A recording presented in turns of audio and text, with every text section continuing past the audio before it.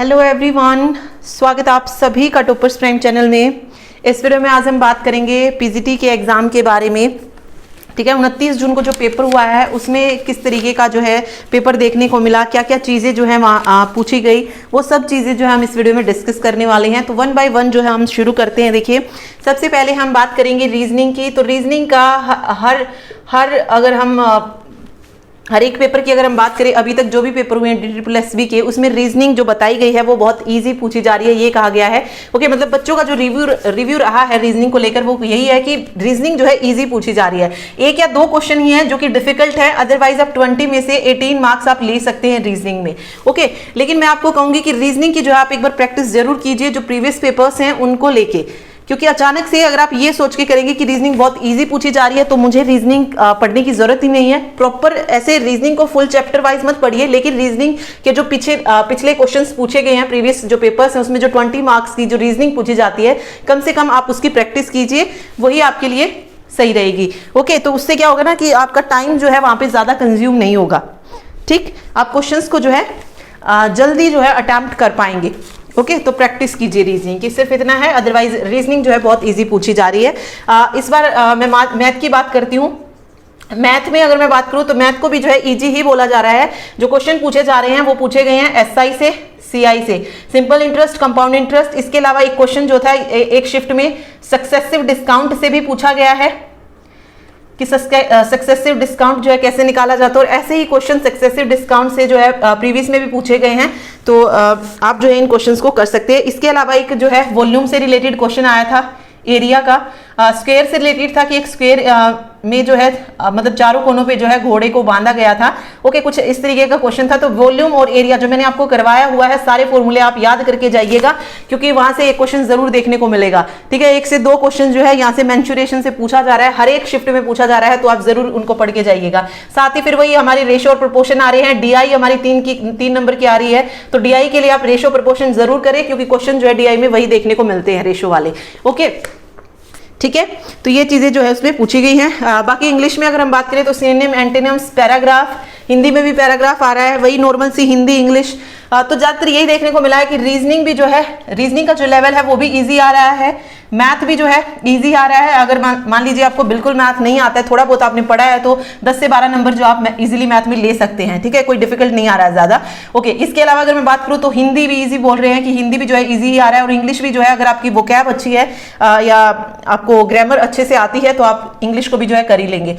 ठीक है, अदरवाइज वही है, अगर आपको नहीं आती है बिल्कुल ही, तो पैसेज तो है ही, पैसेज तो आप कर ही सकते हैं, तो वो जरूर कीजिएगा इसमें इंग्लिश में। और इसके अलावा वन वर्ड सब्स्टिट्यूशन पढ़ लीजिए, प्रीवियस ईयर के जो हैं उन्हीं को पढ़ लीजिए, क्योंकि बार बार वही चीजें जो रिपीट होती है। वन वर्ड हो गया, इडियम होगी, मान लीजिए एंटोनिम सिनोनिम अगर आपको याद भी नहीं रहती हैं तो वन वर्ड सब्स्टिट्यूशन पढ़ के जाइए, इडियम फ्रेज करके जाइए।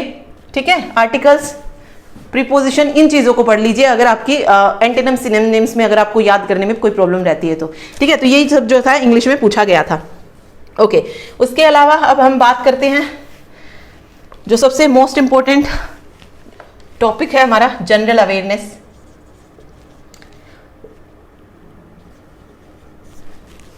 ठीक है, क्योंकि यही चीज है जो हमें अभी, जिस पर लास्ट में हम फोकस रख सकते हैं कि हमें जनरल अवेयरनेस में किन किन टॉपिक्स को कवर करना है।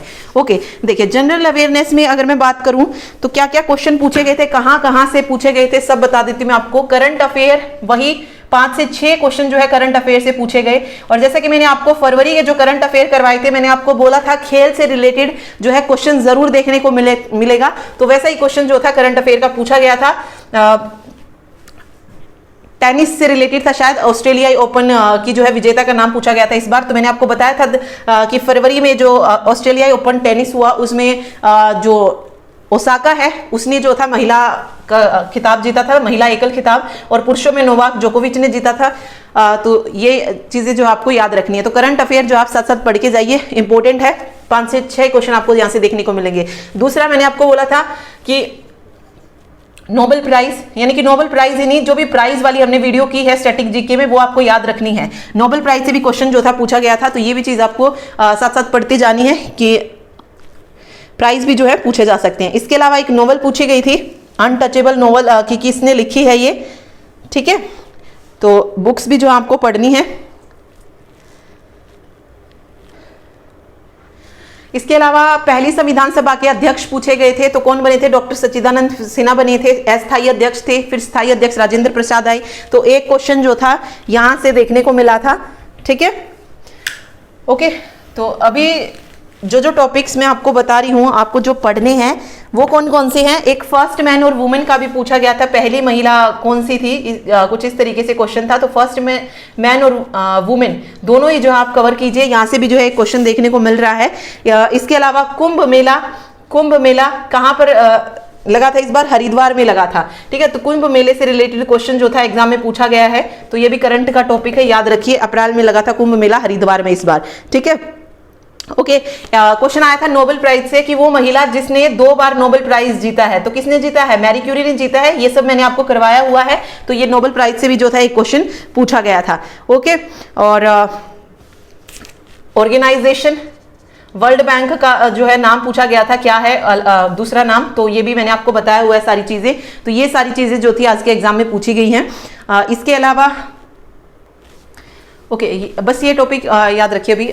ओके, मैं क्वेश्चन बता देती हूँ। कुंभ मेले से जो क्वेश्चन आया था, कुंभ मेले से क्वेश्चन आया था कि कुंभ मेले को कितने सालों बाद जो है कंडक्ट किया जाता है, क्योंकि ये करंट का टॉपिक था। तो इससे थोड़ा सा क्वेश्चन जो था अलग से पूछा गया कि कुंभ मेले को जो है कितने सालों बाद जो है कंडक्ट किया जाता है, तो 12 साल बाद जो है कंडक्ट किया जाता है। ओके, और इस बार ये कुंभ मेला कहां पर लगा? हरिद्वार में। तो ये पूछा जा सकता है।